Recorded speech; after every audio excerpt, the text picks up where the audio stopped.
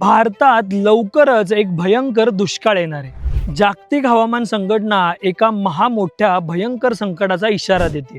त्याचं नाव आहे super El Nino, ज्यामुळे 2026 चा मान्सून कदाचित पूर्णपणे कोलमडेल। पण नाण्याची दुसरी बाजू अशी की आपलं जे परंपरागत पंचांग आहे ते सांगतंय यंदाच्या नक्षत्रांना बेडूक, हत्ती आणि मोरासारखी अत्यंत बलवान वाहन आहेत। त्यामुळे पंचांगानुसार पाऊस समाधानकारक होणार आहे। मग नक्की काय होणार? भारताच्या 130 वर्षाच्या इतिहासाचा अभ्यास केल्यानंतर लक्षात येतं 10 पैकी होणारे 7 मोठे दुष्काळ हे एल निनोमुळेच घडले।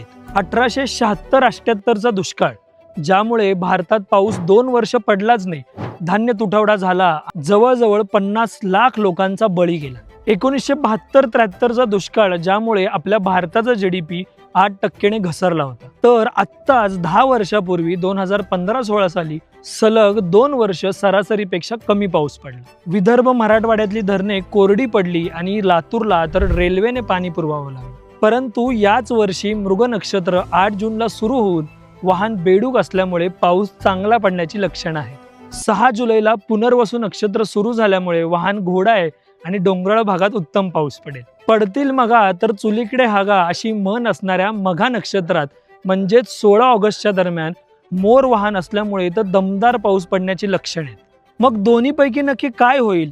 खरं तर ज्या पद्धतीने हवामान बदलतंय त्या पद्धतीने असं वाटतंय की पाऊस हा लहरी पडेल आणि एकाच जागी बदाबद पडेल। पण दोन्ही गोष्टी शेतीसाठी आणि निसर्गासाठी घातक आहे।